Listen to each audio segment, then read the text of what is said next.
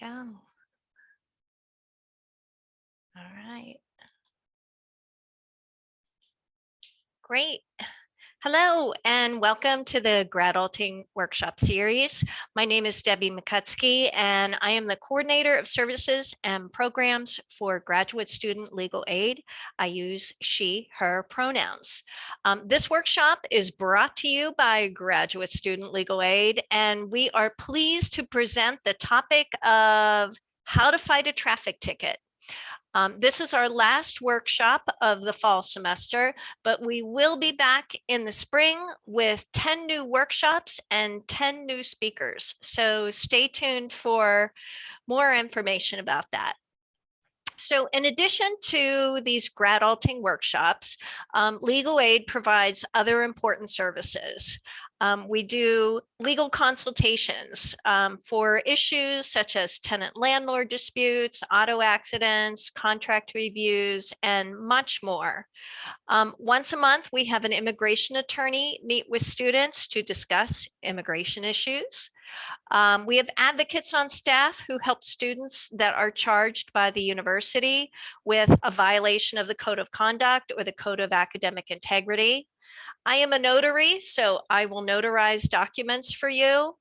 And all of these services are provided at no additional charge. You've already paid for these services because you paid a graduate student fee. So if you'd like more information, visit our website. And I do want to mention that although we are taking a break from the workshops, our office will remain open. So we will be here to help you. All right, I have a few announcements before we get started.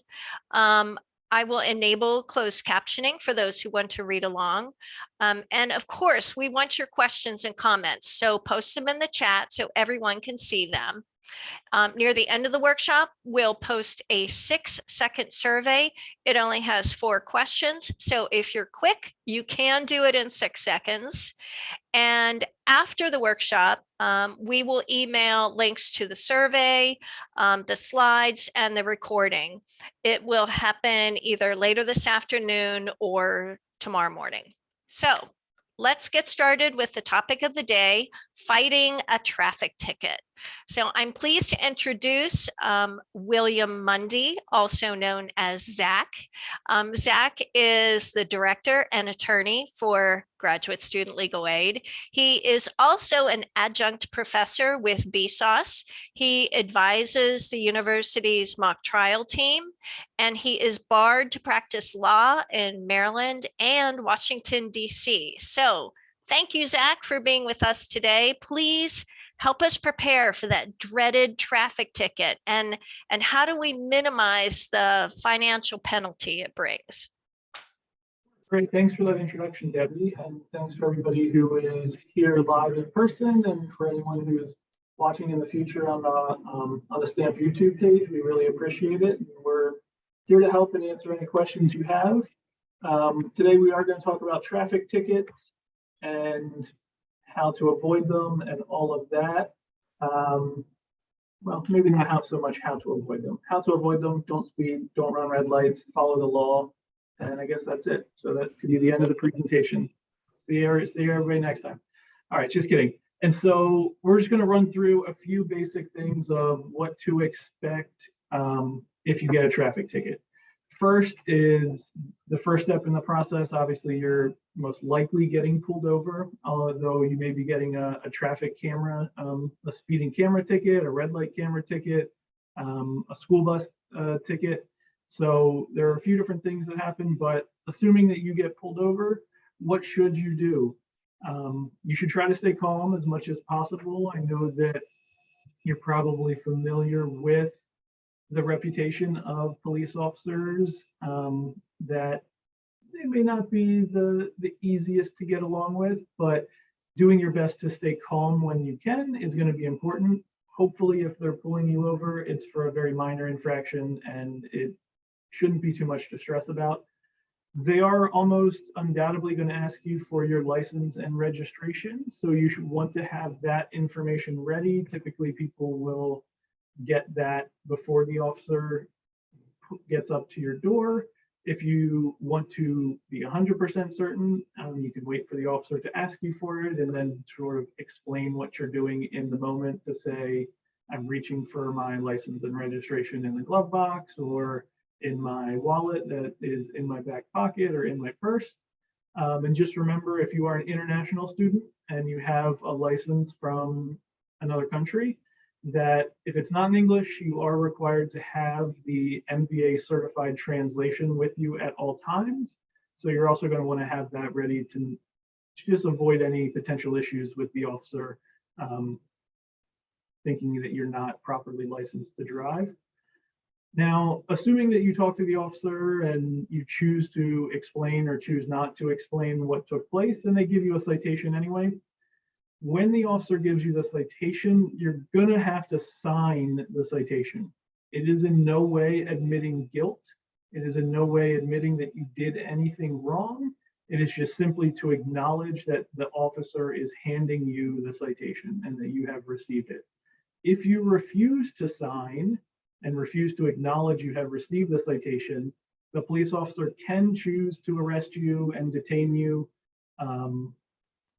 You don't want to deal with that hassle, I'm guessing.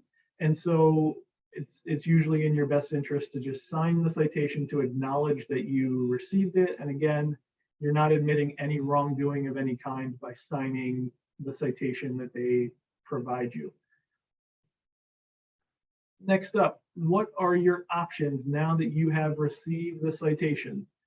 There's essentially 3 options, and we're going to go through each one with a little bit more detail. But key things to remember, you do have to respond within the time frame allotted on the ticket, which is going to be 30 days if it's in the state of Maryland. Most of the information that I'm providing is going to be about the state of Maryland. I can tell you that if you're a Virginia resident or you're just traveling through the state of Virginia, most of the same things apply, except that there are much harsher penalties for driving citations in the state of Virginia. Like if you're driving over 80, no matter what the speed limit was, even if the speed limit was 70 or 75, if you're going over 80, you're automatically going to be charged with a reckless driving offense, which is a serious offense in the state of Virginia, and will cost you thousands of dollars to deal with. So what are your options? You can plead guilty, which means that you are admitting you made a mistake, admitting that you did whatever you are accused of. The second option is to request a waiver hearing. A waiver hearing is also admitting guilt. And then your last option is to plead not guilty, which is to contest the allegations against you. First up, what does it mean to plead guilty? It is admitting guilt. You are trying to move past the incident, say you made a mistake, and you have options, kind of. The options are either to pay the fine in full or to pay the fine in a payment plan. If you want to pay in full, there will tell you right on the ticket how you can do that. The easiest way is if you have a debit or credit card, you can pay online through this portal. The last time I checked, they do charge a convenience fee for doing that. And so if you want to avoid that, you can also pay over the phone, or you can mail it into the processing center. The address will be provided on the citation. Option 2 is a newer option in the last few years, that you can request a payment plan. I know that most people watching this are going to be graduate students. And I also know that when I was in graduate school, I was broke. And so if I had been charged with an offense that was a serious offense, maybe, or a couple minor offenses that added up to a few $100s, it would have been very difficult for me to pay that. And so you can request a payment plan if the fines exceed $150, and there are some other qualifications that you're going to have to fill out a form. But if you can't afford it, fill out the form and just try. There's no cost in filling out the form, but make sure you do respond within 30 days to let them know that you were requesting that. When should you plead guilty versus when shouldn't you plead guilty is going to be dependent on your charges. In some cases, pleading guilty can have larger consequences than just the amount on the ticket. if you were charged with speeding and say you're facing a $90 ticket, what should you do? Well, know that even if you say, I don't want to deal with this, I was speeding, I'm just going to pay the $90, it could have larger repercussions on your insurance rates, which could go up and could cost much more than $90. So you could be paying higher rates with your insurance for the next few years. And so it could cost you a significant amount of money. And so that's something you want to consider. Similarly, there are points associated with pleading guilty if you get pulled over. And there is points accumulation. If you have a Maryland driver's license and get pulled over in the state of Maryland, every violation has a certain number of points attached to it. It could be 1, it could be 2, it could be 3, it could be 5. And if you hit certain thresholds, then you may have to face additional penalties and repercussions. If you hit 5, you're going to have to take a driver improvement course, which you have to pay for out of pocket. It's a 3-hour course that costs about $175. If you then hit 8 accumulated points, your license will be suspended. If and that is obviously going to be a huge inconvenience for you if you have a suspended license, because you're not going to be able to drive at all for a period of time. And so to avoid that, you may want to try to contest the ticket. And hopefully not have the insurance issues, hopefully not get the points. If it is a ticket from an automated camera service, like a speed camera or a red light camera, or school buses have cameras attached to the sides of them so that when they pop out the little stop signs for meaning that students are getting on or off, you have to stop both directions, whether you're on the same side of the road as the school bus or the other. And if you do not stop, you will likely get a ticket from that camera. Tickets from cameras in almost every scenario do not accumulate points on your actual license, because they don't go through the process of confirming that you were actually driving. But as the owner of that vehicle, your name was on the registration for that vehicle, you're responsible for the violation financially. And so in some cases you think, well, maybe I just got a red light ticket and it only is going to cost me this much money, and that's better than me missing a day of work, or better than me missing classes for a day. It shouldn't have larger repercussions, but insurance companies can sort of do what they want. But when it comes to points accumulation, there is likely not points accumulation with that. Now, every situation is different, and again, I'm speaking for the state of Maryland, but think about that in your process. And obviously, you can just schedule an appointment with me if you're a graduate student. If you happen to be an undergraduate student here in Maryland and are watching this video, then you can contact the student legal aid office and have an appointment with Cindy and get specific legal advice about your scenario. Option 2 is requesting a waiver hearing, and that is also called pleading guilty with an explanation. And so that's saying I was wrong, I was doing what I'm accused of, but there's a reason for it. In this scenario, what you're doing is you're requesting a lower fine or a lesser penalty. You're saying I was wrong, but because of a scenario, my partner was in labor and I was driving her to the hospital, and so I was speeding, yes, but please understand this situation and don't charge me as much of a fine. We now have a new baby and we have a lot of expenses. And so you can go through that process and try to get a lower penalty or a lesser fine, or in some cases, instead of requesting that you have a guilty charge on your record, you can request probation instead. But in theory, in most circumstances, you're requesting a lower fine, but admitting guilt. If that's the case, you follow the instructions on your citation, which is you just check the box that says request a waiver hearing. You want to make sure you sign the ticket to send it back, and then you mail it to the processing center. No matter where you're pulled over in Maryland and receive your citation, you always return the ticket to the PO box in Annapolis. That's where they just process everything. So I know a lot of you get tickets here in Prince George's County or in our neighboring Montgomery County, but you still have to mail it to the PO box in Annapolis. The third option is pleading not guilty and requesting a trial. Now, similar to requesting the waiver hearing, you do have to go to court for this, so it will take up some of your, some of an afternoon or morning for you. It'll take a few hours there while you're waiting to be called. But pleading not guilty means you are not admitting any guilt. You are trying to have the charges dismissed against you. And similarly, you're also asking that you don't have to face any penalties or face any fines. In some cases, you may want to think about strategically, what does this mean? If you're familiar with sort of any legal dramas or cop shows on American television, I'm sure you know that pleading not guilty is an extremely common thing. Even if you may have admitted that you did something wrong, pleading not guilty is typically not frowned upon. I know that some students I speak with who have never had any interaction with the court system or are international students think that they may be starting off on the wrong foot with a judge if they admitted that they may have been speeding, but maybe they don't think they were speeding as fast as the ticket says.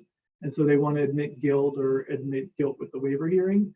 But typically, judges will not hold that against you, and you won't sort of lose credibility by contesting through the not guilty, by claiming not guilty, even if you then show up and explain that maybe you were speeding a little bit, but not as much as the citation claims. This tends to be the option that gets recommended by most attorneys in most situations, because it has the best possible outcomes, that you can get the case dismissed as opposed to the other options where it will not. I don't think I mentioned it at first in the pleading guilty and talking about the options, but there are a few benefits to pleading not guilty, one of which is if the officer who issued you the citation does not appear in court, then the case will be dismissed. The way that the court process works is that the officer shows up and says, yes, what I wrote in that citation is accurate.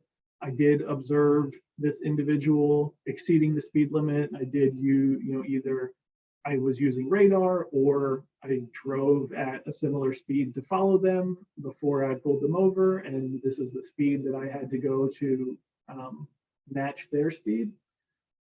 If the officer doesn't show up, even if you are going to sort of admit that you made a mistake, you will have the case dismissed.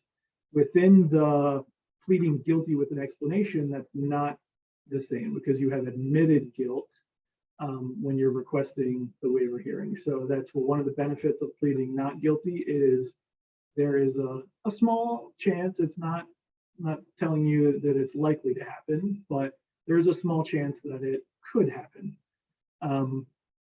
One other thing to mention is that for the payable offenses that you can plead guilty to are most of the smaller ones, speeding tickets, running a red light that didn't cause an accident. If you have a more serious violation, that's not going to be an option. Now, there may be fines in your future, but there are some serious violations, DUIs, DWIs, most of the infractions that cause an accident that you're going to be required to make a court appearance for. So you can't just check the box that says pay the fine. And so that's just something to be aware of.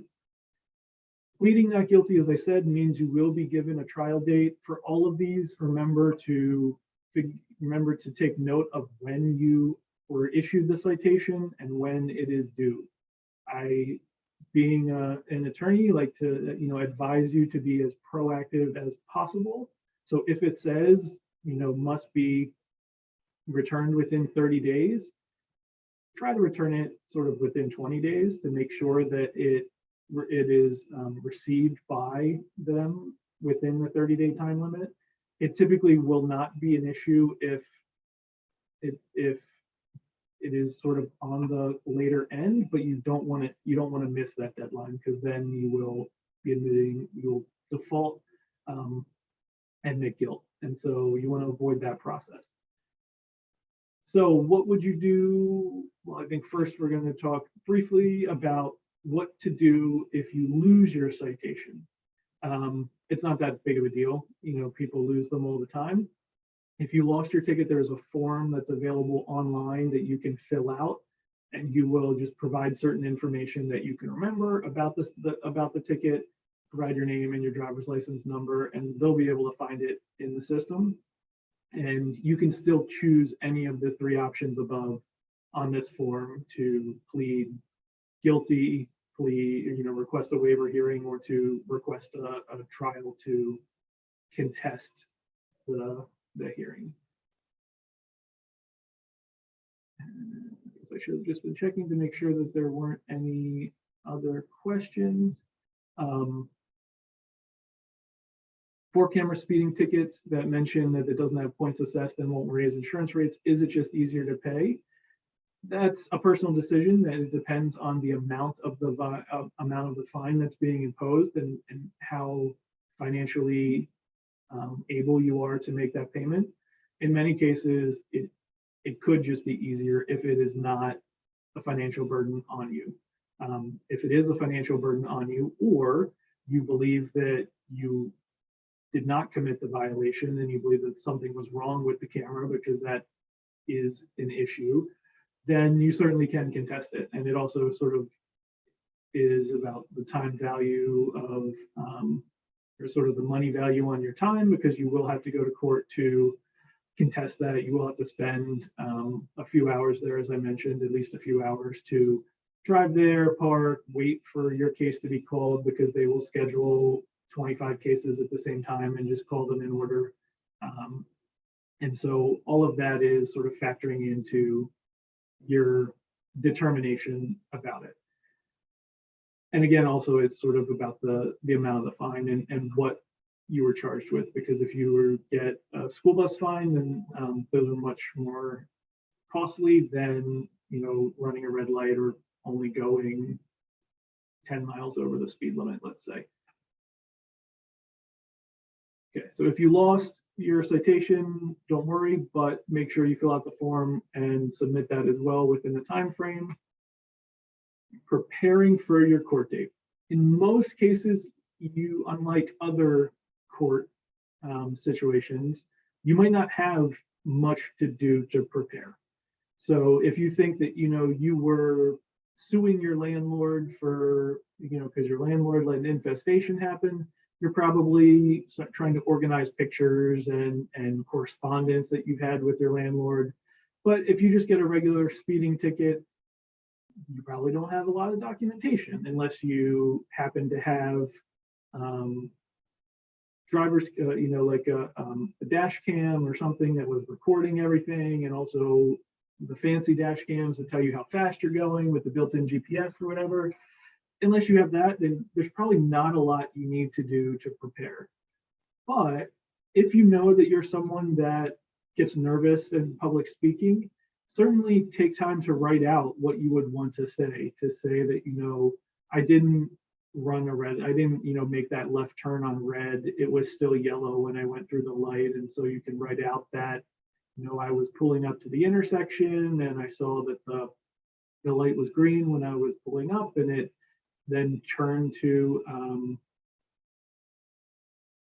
yellow while I was entering the intersection, and I do not believe it turned red yet before I had made my left turn. If it would be helpful for you to write that narrative out ahead of time and use notes when you get there, do that. I mean, it's all about just making sure that you can convey your message to the judge. Speaking to the graduate students, you have undoubtedly at multiple points in your life given some sort of presentation in a professional way, that you've given a presentation in class, you've given a presentation to professors, maybe at a job, and that's really not too different from what you're going to be doing. You're going to want to be able to answer the questions from the judge, but also explain your actions. And it's a little bit different because maybe it's about you instead of about your academic area of expertise.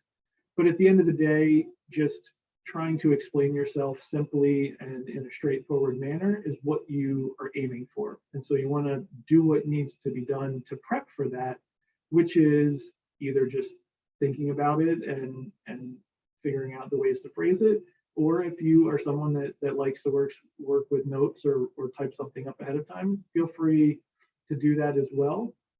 That's the second tip sort of falls into the same as the first, that be respectful of the court, don't interrupt the judge, make sure that you're trying to be responsive to their questions if they have any. It's also helpful if you have the time. I recommend trying to get there early, just because you don't want to show up late. But two, if you get there early and you can see how the judge is interacting with other people who are facing, offenses, the other traffic offenses, it'll give you insight into, what the judge may be looking for. Is the judge allowing people to provide really long explanations? Is the judge cutting people off and saying, I don't really want to hear about that, I just want to know this? It can be helpful to figure out exactly what your audience wants to hear, your audience being the judge in this case. And the last thing is just don't be nervous. Don't let the moment overwhelm you.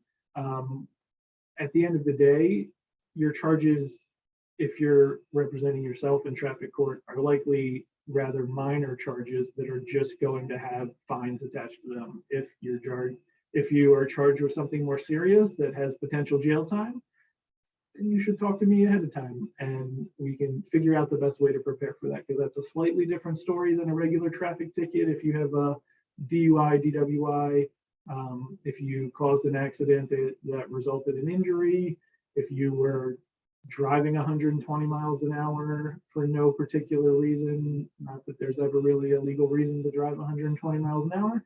If that's the case, then it's a little bit of a different ballgame. But talk to me or Cindy if you're an undergrad, and we can try to help prep you as best as possible.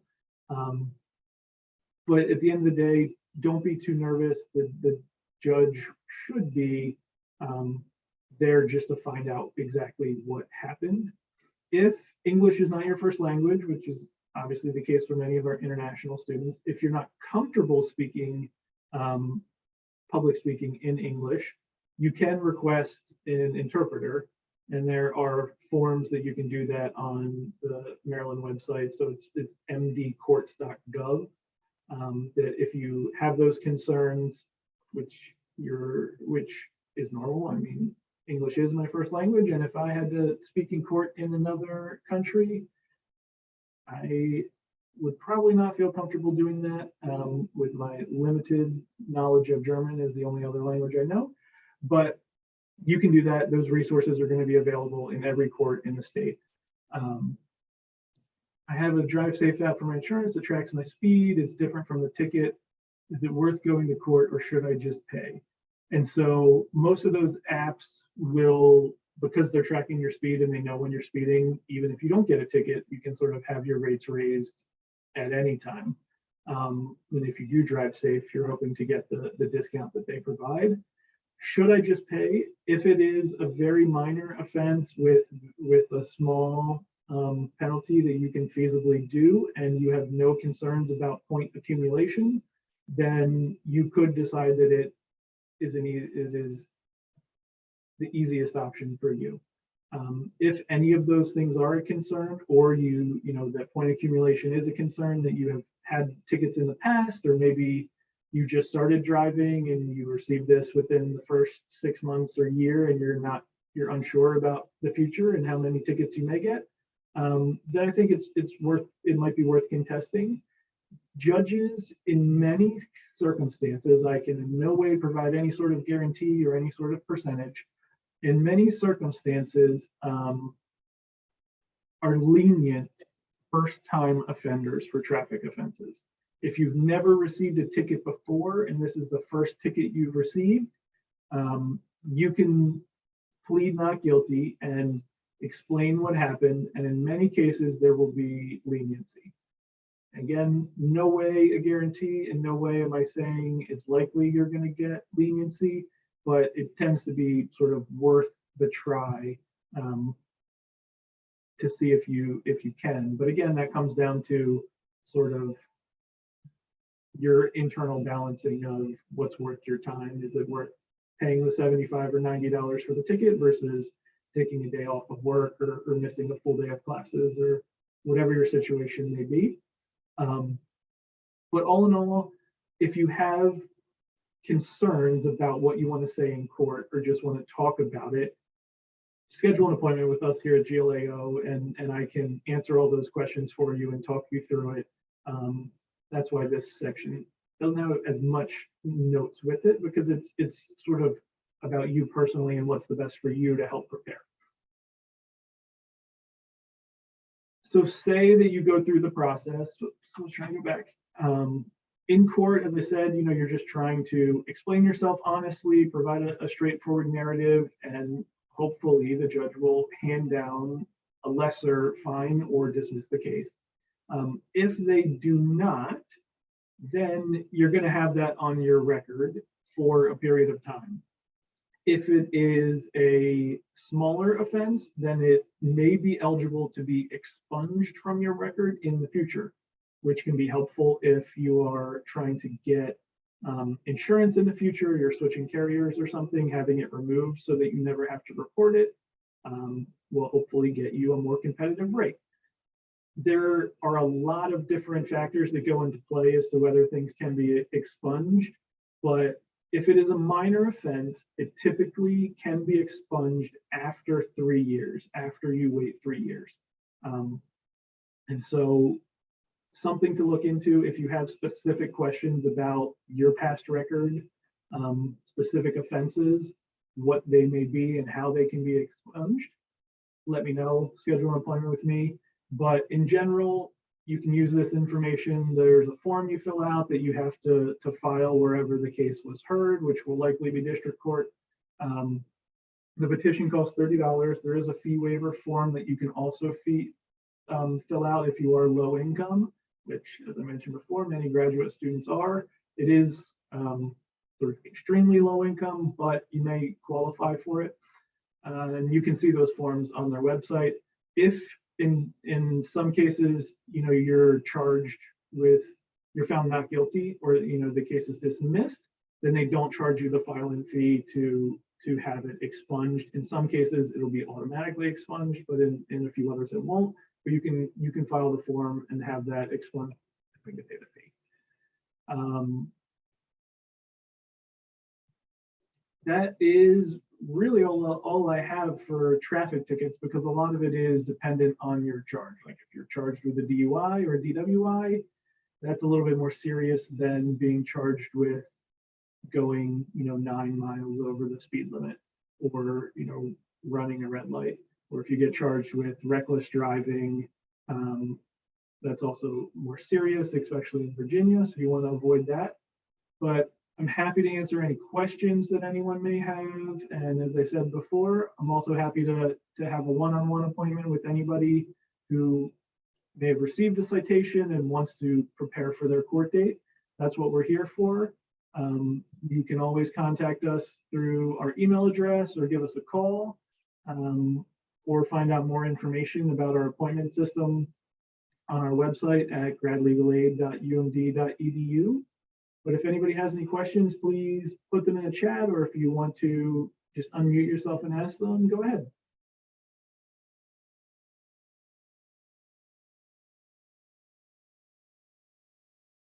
If you were found not guilty or the case was dismissed, is the charge still on your record? It can be, depending on the actual charge. And so you can see if it'll be expunged. So if you were found not guilty or dismissed, it'll just be a record that the charge was there. So it's not a conviction. It means there will be no points associated with it, because the points are only associated if you're found guilty. And so it should not in any way impact your insurance, even if it's on there, because you were not found to have committed that violation. You were found to have not committed that violation, or you had a judge that was lenient with you and said, I'm going to dismiss this because it's your first offense, or the police officer didn't show up, and so the case got dismissed. So it shouldn't have any negative impact on your insurance. It shouldn't have any negative issue. You're not going to have any points accumulated because of that, but it may vary. Some charges will remain and some won't. And it also depends on which record you're looking at, whether it's a publicly available court record versus does the MVA have record of this ticket ever occurring. But typically, if it was a minor offense and you being like just a speeding ticket or moving, like a minor moving violation, then a not guilty or dismissal is great that it happened, and you shouldn't have anything to worry about.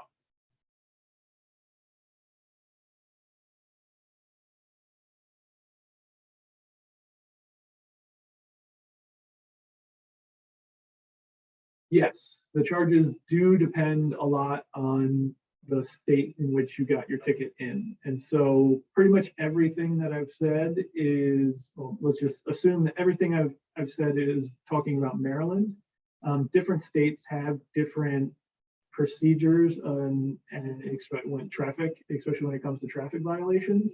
They have different point systems. And so it also depends on not only the state in where your violation took place, but also where is your driver's license. If you have a Maryland driver's license and you got pulled over in Texas, you're not going to, in most cases, you're not going to get any points associated with it as long as it's a minor offense for the accumulation on your license in Maryland. But it will depend on the state where you received your ticket. And if you have sort of questions about your specific charges and if you got them in another state, then you can just schedule an appointment with me and we can talk about that. I can't give specific legal advice outside of Maryland or DC, but I can hopefully find some resources for you and point you in the right direction to answer your questions.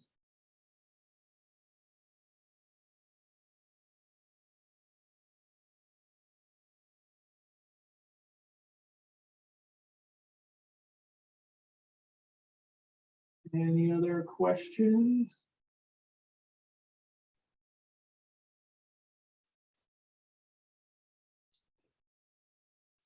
It's pretty quiet out there. I think you answered everything, Zach. That was a great presentation. Thank you so much for covering that. I hope I never need that information. I probably could have used it a few years ago, but I hope nobody ever needs this. But it's good to know. And then we can help our friends when they get traffic tickets. So thank you to everyone who joined us on Zoom, and thank you to those who are watching this on YouTube. Remember to do that 6-second survey. And we don't have a workshop next week, but we will be back in February with 10 more workshops. So I wish you well with the last several weeks of the semester. And of course, let us know how our team at Legal Aid can help you. Thank you.